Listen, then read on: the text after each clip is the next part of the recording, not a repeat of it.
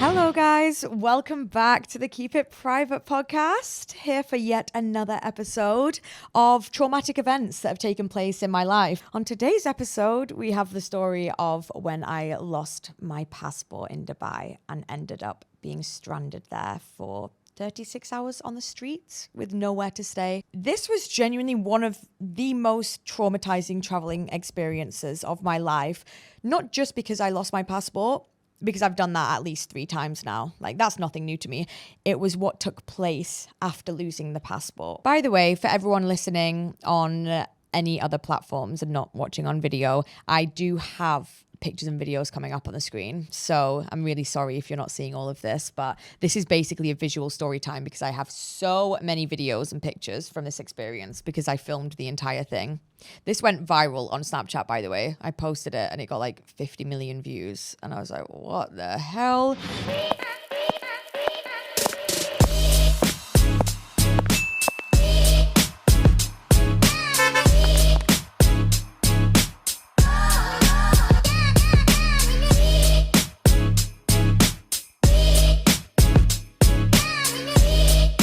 Okay, so if we run it back a little bit, this was, I think, about a year ago now. Oh my God, no, it was 2 years ago. That's crazy. I have no concept of time. I was in Dubai for my friend Eloise's birthday trip. She hosts a birthday trip every year and invites all of her friends. And this specific year, it was Dubai. So we'd been there for about a week. There was a huge group of us, I think like 8 or 9 of us there. And we were living it up on yachts, going on £1 million mega yachts, partying, shaking ass. And after Dubai, it was Jimbo's birthday. And we were all supposed to be going on a group trip to Thailand together, which I was so excited for because I'd never even been to Thailand before. So I could not wait. I was like, this is amazing. I'm in Dubai, already living it up, shaking ass on yachts, like living in the sun, getting a nice tan. And now after this, I'm going to Thailand and we're having another group holiday. Like, life is great. It's about 10 p.m. and I'm in my hotel room. And I think to myself, I haven't actually seen my passport in a while. I start to get a little bit of a weird feeling because if I ever have something in my hands or someone gives me something to look after, you better pray to yourself that it doesn't get lost because it's got about 5 minutes of a lifespan before it goes missing because I cannot keep anything without losing it. Passports, phones, bags. Oh my God, you put me on a night out, I'll wake up in the morning with anxiety, but not because I've said anything to anyone, because I'm like, where is my bag? And did I use my passport as ID? I didn't actually take my passport out for ID in Dubai, by the way. But what did happen was I stayed in another hotel room before transferring to a different hotel room in this specific hotel because we all checked in, got put in our hotel rooms, and I didn't like my view, so I complained. Very politely, though. I wasn't being a Karen. I was just like, hi, is there any other hotel rooms? Because I'm looking out the window and it looks like a bit of a shithole.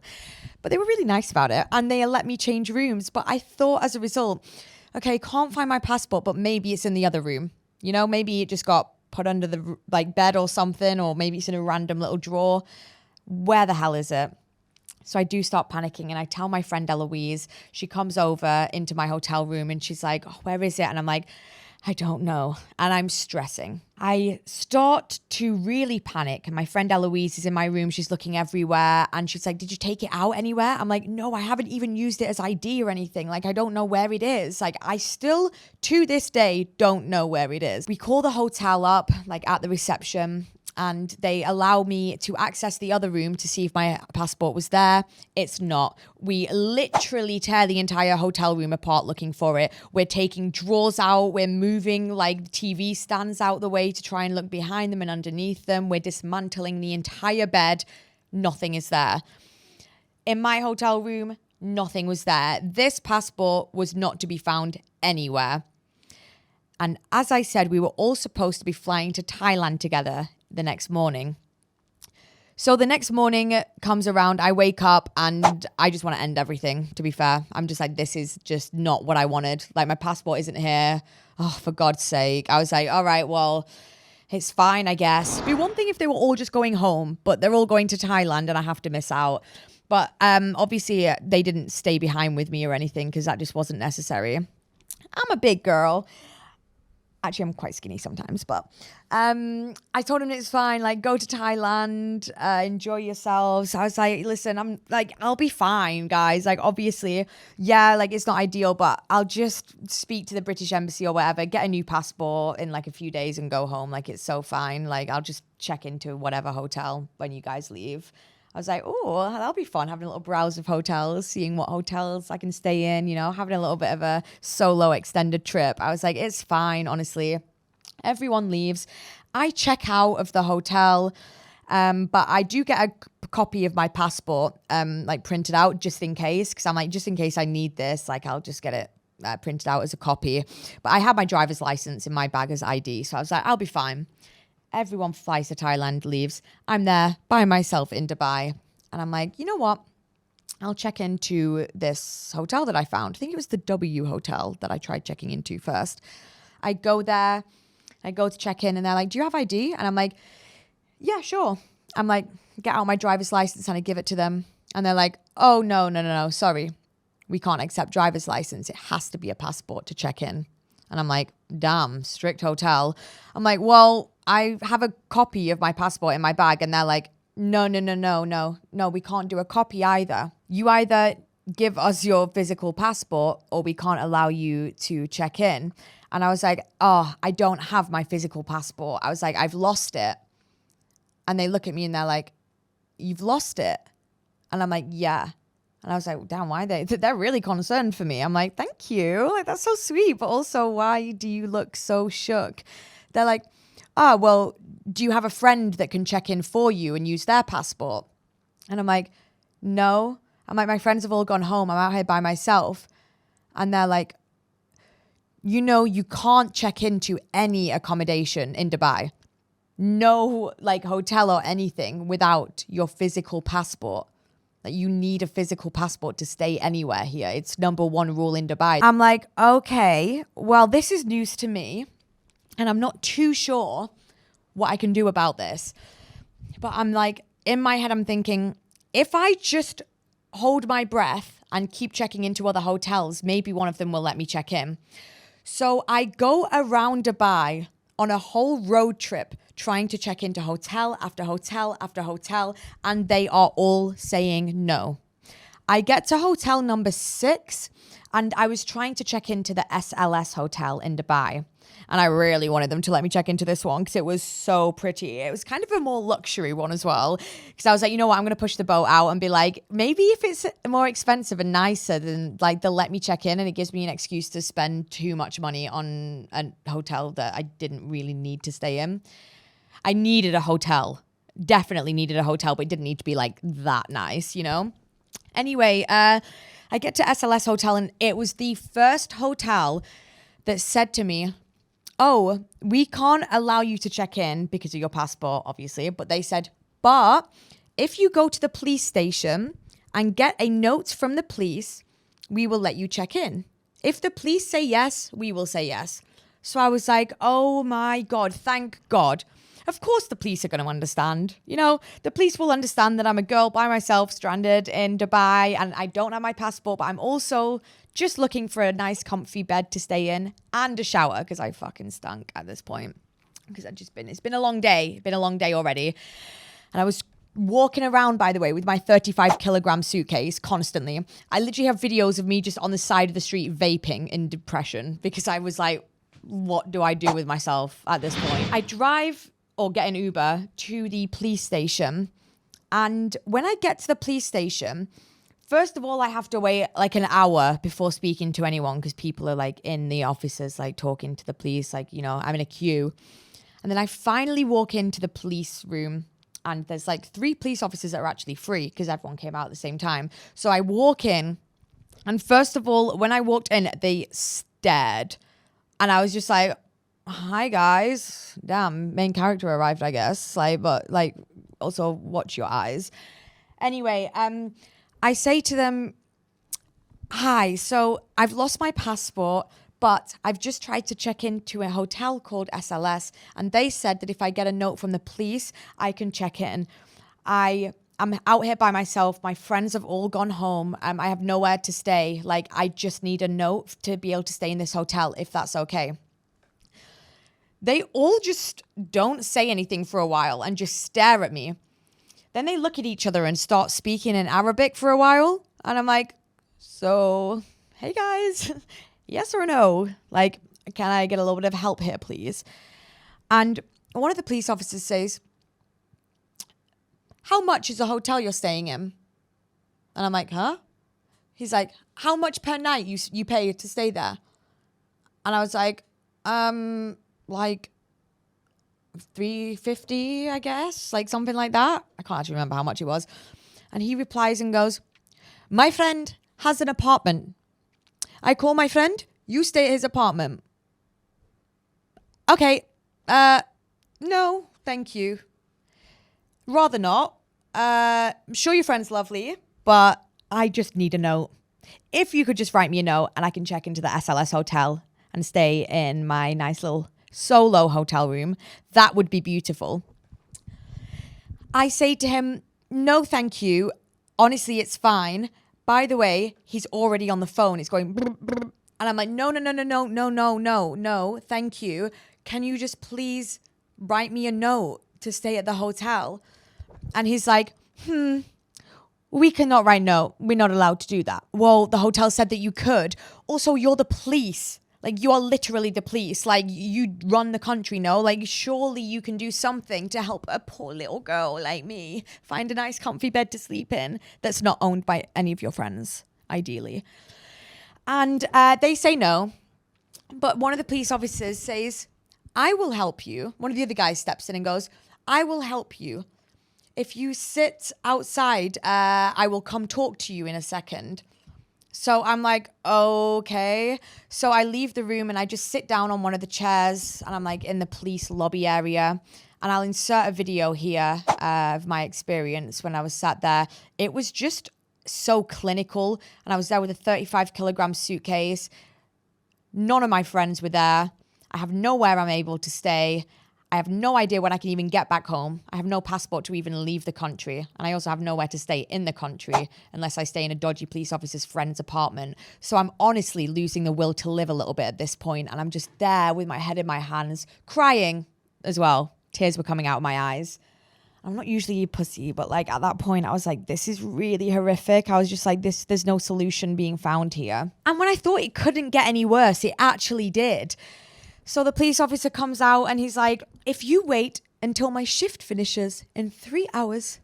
He was like, my shift, it finishes at 9 p.m. You wait 3 hours, I drive you to a hotel and check in with you. I was like,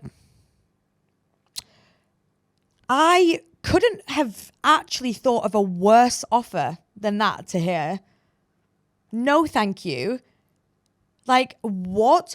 You want me to wait 3 hours until 9 p.m. for you to finish your shift and then you will drive me to the hotel and check in with me?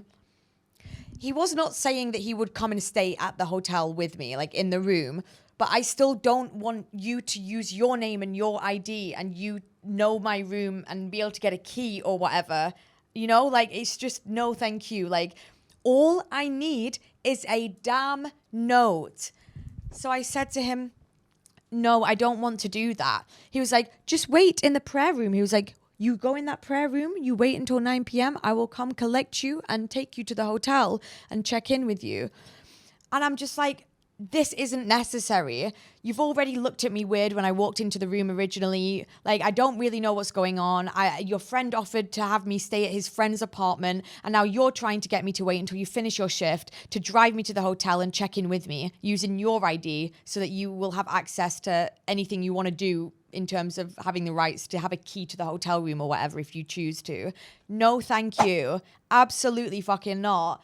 Like, now I'm in hell. Like, now I'm getting a bit concerned. I say to him, I swear all I need is a note from the police. Please, like, can you write me a note so I can check into SLS Hotel? He says, okay. You wait here. I talk to the hotel and I come back. And I was like, okay, fine. He's like, yes, just wait here. I wait for 2 damn hours for this boy to come out and like give me an update. And In this time, I have called the British Embassy asking for help, and they basically are on the phone with me, and they're like being kind of helpful, but like not really. They're like, listen, you just need to get a new passport, but like in terms of having somewhere to stay tonight, we are gonna like do our best, but we're not too sure, but like we will do our best and like try and sort this out. They said, can you put me on the phone to the police? So I put them on the phone to the police officers there, like one that was just in the lobby. I was like, oh, okay, put them on the phone to the police. The police officer answers the phone and hears that it's a British embassy. And he's just not really caring at all. He just doesn't give a fuck. And they're like asking for him to be able to allow me to stay in a hotel. And he's explaining to them that it's the rules of Dubai and they should shut up and let Dubai have its rules and they don't have any control. So they give me the phone back. The British Embassy tell me that they've basically been defeated and that I cannot check in anywhere at this point. But at this point, I'm like, I can wait for this police officer to come out. He has called the hotel. He said that he's going to call them and be on the phone with them. So by the time he comes back, even though it's already been like an hour and a half at this point, when he comes back, like he'll have sorted it. Don't know what's taking him so long, but it's fine. It gets to like an hour and 45 minutes. And I'm like, okay, this is just taking really, really long. Like there's no way that like it's taking this long to talk to the hotel. I was like, I'm going to call the hotel to see if they put me in a queue or whatever. So I know like what the holdup is. And I'm just going to ask if the police officer's already called them. Maybe he's already called them and he's like doing paperwork or whatever. So I call the hotel and I say, hi, have you been called by a police officer in regards to a girl losing a passport and needing to check in? They said, no, the police have not been in contact at all. So I'm like, okay, that's fine. Hang up the phone. And I'm like, great. Like, he ain't even talked to them yet. Like, what is he held up with? 10 minutes later, the police officer comes back. And I'm like, hi. And he's like, hello. He's like, no update. I'm sorry. I'm like, did you talk to the hotel? Did you call them? He's like, yes, but I didn't hear anything back from them. He's like, I will call them and try again soon. He's like, but my shift, it does finish soon. He was like, so if you do want to have me check in with you, I was like, honestly, he was like, it's the easiest way to do this. He was like, I have my own ID. I live here in Dubai. I can check in for you. And I'm like, oh my God. I'm like, no. And anyway, he's like, listen, whilst you wait, he's like, here's 50 dirham. And he gives me some money. He's like, go across the street and buy yourself like a sandwich. It's like a cafe or coffee shop or whatever opposite the police station. So I take the money because like, also thanks, like you're not driving me to the hotel, but like 50 dirham for a sandwich, like fine, I guess I'll take it, but you're not taking me. So I go and buy myself a sandwich and like a Diet Coke, and I'm sat outside this coffee shop. And then this is when I was ranting to Snapchat in tears because I'm just like, why does he want me to wait for him to finish his shift? Like, just write this damn note for the hotel. How hard is it to put a biro to a piece of paper and write a note so I can check in? So I'm losing the will to live. And I'm outside and I'm on the phone to the British Embassy again.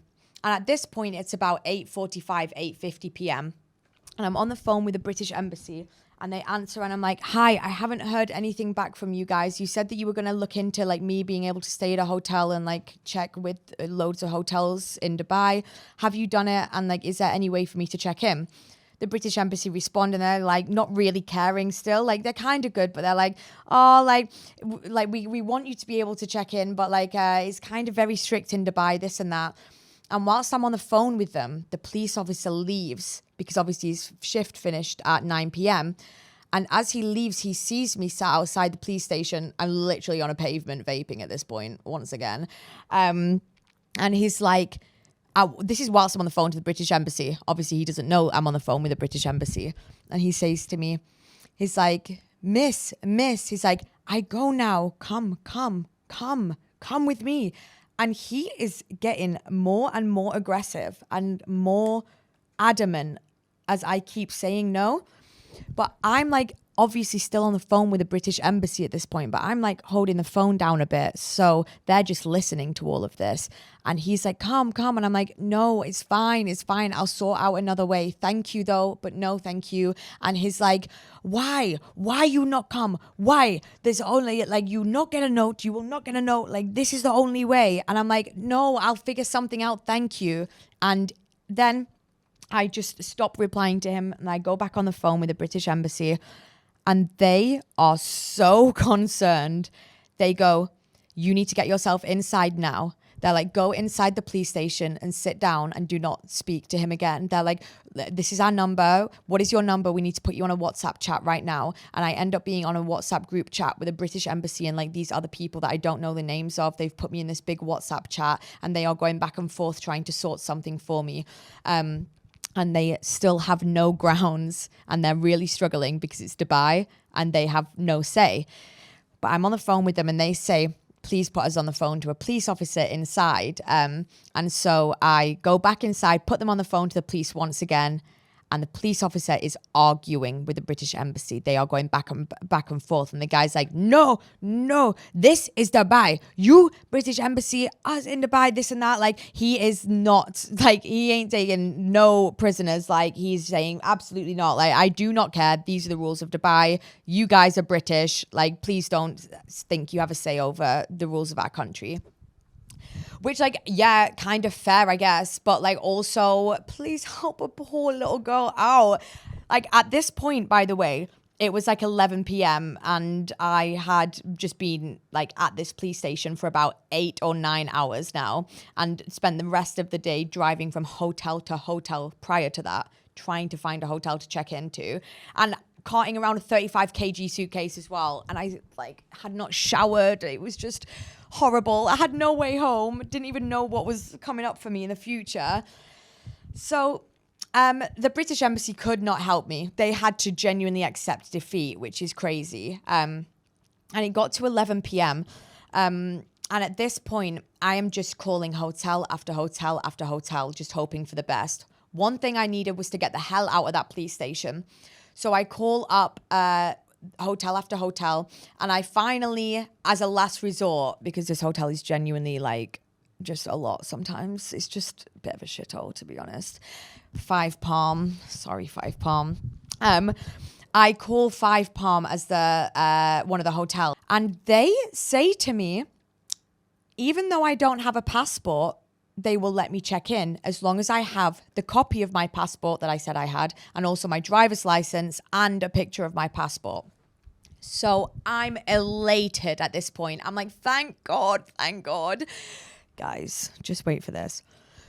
So I get my suitcase, throw it into the back of the Uber in celebration. And I'm like, thank God.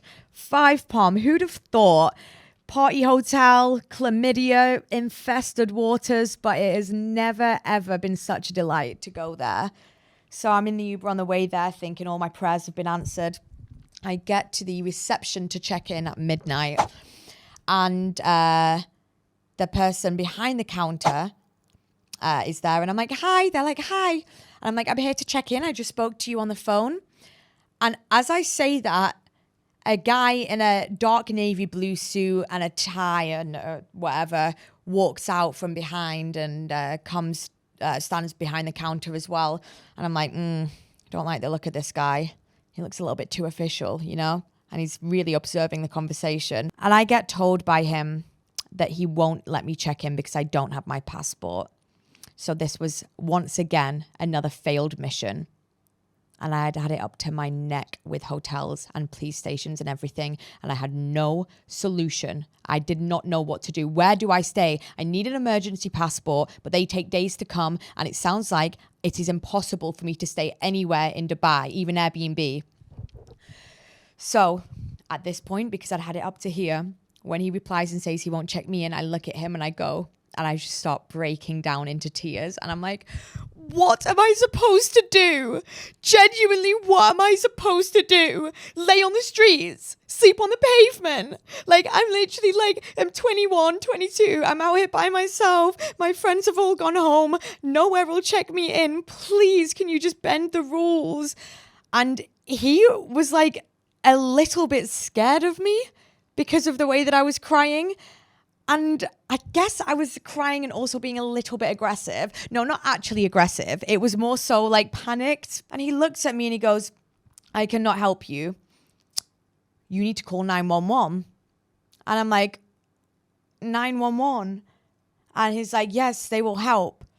And I'm like, okay, like, damn, I know I've been dramatic, but like, that is a bit dramatic. Like, 911, Like, okay.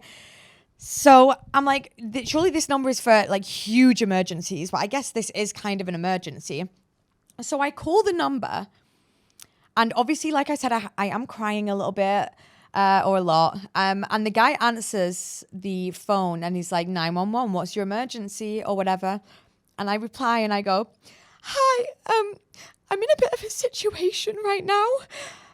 And I don't even finish my sentence before this motherfucker interrupts me and goes, Miss, stop crying. I don't understand what you say. Stop, calm down, breathe. Huh? Okay, fair. I wasn't in a life or death situation, but I could have been. Oh my God. So I'm responding to him and I'm like, okay, well, I guess I'll try breathe a little bit then. Okay, I've lost my passport. I'm in Dubai. I can't find anywhere to stay. The police aren't helping. They're scaring me a little bit. And I'm going into detail about what's happened. And I'm still hyperventilating a tiny bit, I guess. And he replies and he's like, first of all, not giving a fuck. Like, he literally was like, okay. And I'm like, okay, well, I guess I'll keep going, but also I don't feel like you care about anything I have to say. Anyway, his piece of advice for me was to call a number. I started to get a little bit more frustrated because he wasn't caring. And I was like, please, can you just help me? And he's like, okay, you call this number. And he gives me a number to call. I am sat outside Five Palm Hotel. I think this is like a Friday or Saturday night, by the way. It was definitely the weekend.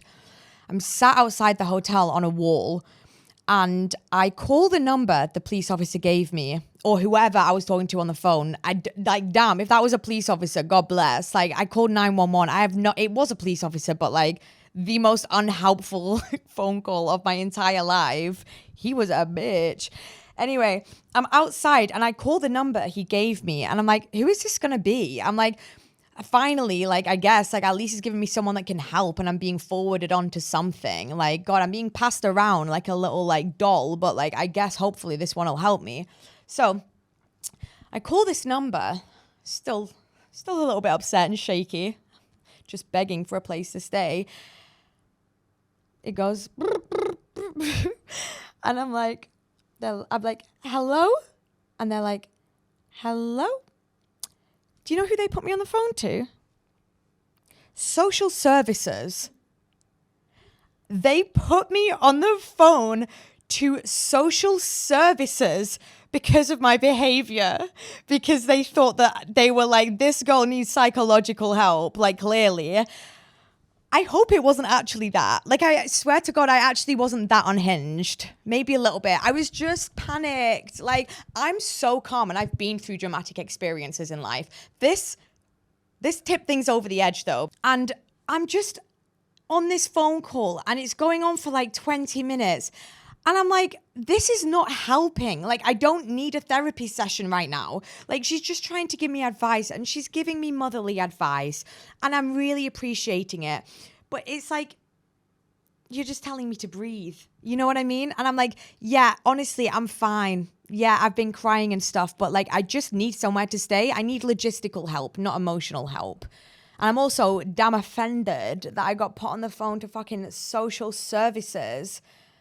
Like, I kind of blacked out when I was having my little tantrums, to be fair, and like on the phone calls. So I don't really know what my behavior was like. I didn't throw anything or smash anything. I was just crying and upset. I get to like 20 minutes into this phone call with this woman and I just hang up the phone. And I'm like, I can't be arsed with this anymore. I'm like, this just isn't helping. Like, nothing's getting done. Then because it's starting to get a bit later, like 1, 2 a.m., there's so many drunk guys leaving the hotel and they're looking at me and staring and they're looking at me and going, your ex-boyfriend ain't shit. He ain't shit, babe. Don't worry about him. It's like, I don't have time for this shit. Get the fuck out of my face. Like, this is just getting even more like hell as the hours go on. Like, it actually can't get any more worse at this point. But I did have a moment and I was thinking, you know what? Out of the bunch, he ain't too bad. Where you staying? So I'm just outside Five Palm Hotel and I'm like, all right, I need to make it back into the lobby. I walk into the lobby, I see the scenes, I look at the chlamydia infested waters and I'm like, if there's anywhere I need to be, I'd rather be sleeping on a rock like in Dubai rather than being in the hotel lobby here. So I just get an Uber and I go to a different hotel and I just sit in the lobby and I literally just fall asleep on a chair for like an hour before waking up and like, it was horrible. I was just trying to sleep, but I couldn't sleep. I was just sat upright on a chair trying to get to sleep. And then I waited until it was like 8 a.m. in the morning. Then I think to myself, oh my God, where can I stay here that will let me stay somewhere? I'm like, the original hotel that I stayed in that I checked out of, I can go back there now. Oh my God. Like, what happened? Or I didn't know. I did not know for a fact. But the reason I didn't try it the day before was because they were fully sold out. Like, it was not an option. And it said that they were sold out for like the next 2 days because I looked for the days after as well, which would have been this day. But I'm sat there and I'm like, what do I do?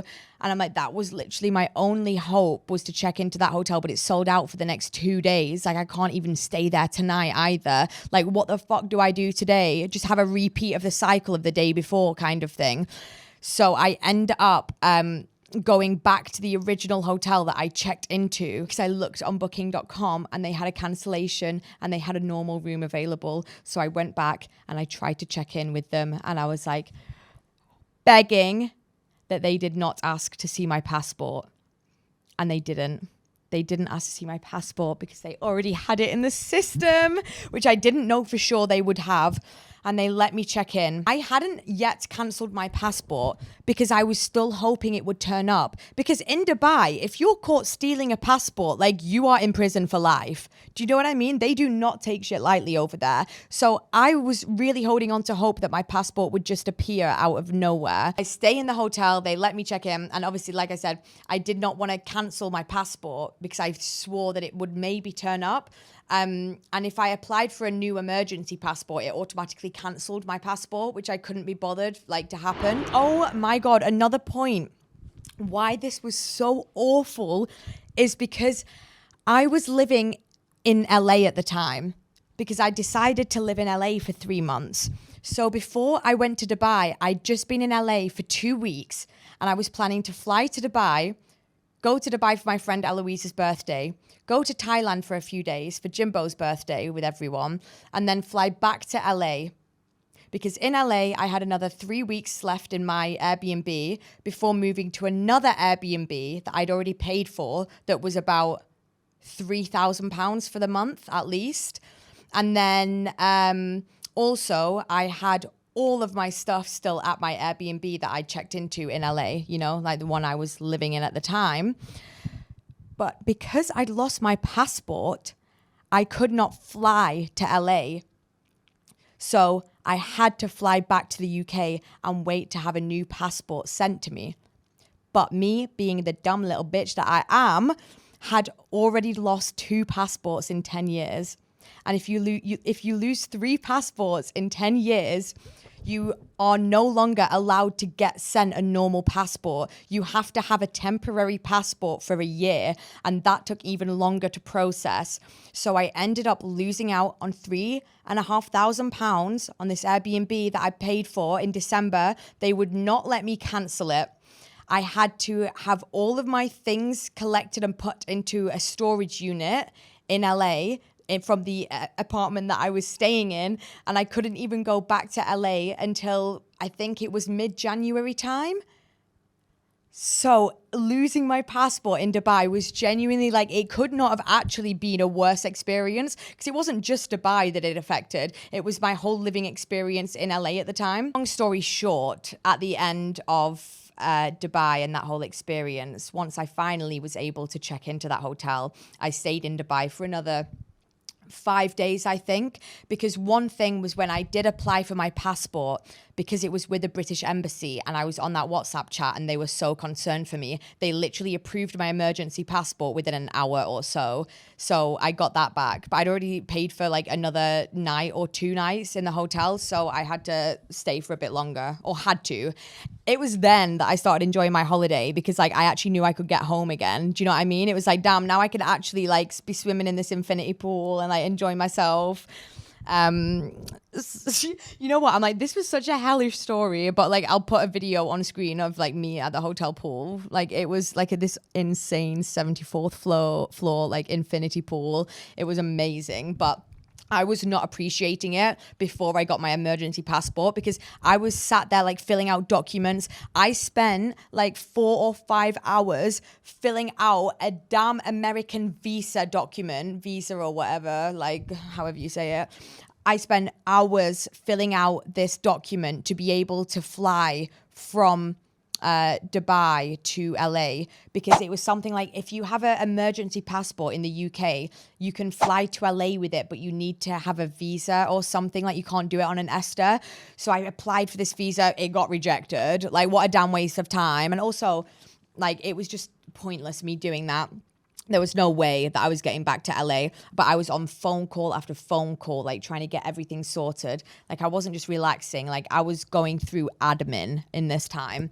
But once I knew I had my emergency passport and I had my flight booked for like 1 or 2 days later, I could relax and just enjoy myself, and just, I deserved that after the experience beforehand. I do still think to this day, what would have happened if I went back with that police officer? Not like went back, but like as in like went back and like allowed him to check into the hotel with me. Like, did he actually have pure intentions, and was he just like a little bit adamant and aggressive because he was offended that I thought, or he could tell that I was giving the vibe that I thought he was going to touch me, or was he actually trying to touch me, kind of thing? Like, I still don't know. I'm kind of curious to know what would have happened. Also, a boy pulled off in a G-Wagon, and I was like, wait, come back. Like, actually. So yeah, that was honestly a hellish experience. I think probably my worst travel experience to date, but at least it gives me great little story times. But yeah, a little life lesson for anyone. If you're in Dubai, keep your passports close. Use the safe box in hotels. That's one thing it's taught me. Always use that safety lock box in a hotel and put your passport in there. And never, ever use your passport as ID in Dubai. That's one thing. I just can't believe I never saw the light of day again. I thought because it was Dubai, it would get returned to me. You know how people say you can keep keys to Lambos on top of the Lambo and leave it for 6 hours and come back, and in Dubai it'll still be there? No, not for me. That was not my experience. I still love Dubai and go back there. But yeah, it actually has traumatized me, that whole experience. I saw a whole new side to Dubai when I had to stay in the police station areas and just like went through all that. It was hell. Thanks for tuning into this episode of Keep It Private, guys. Keep an eye out for the next one. I'm sure I'll have even more traumatic experiences in the meantime, and I'll report back. Bye, guys.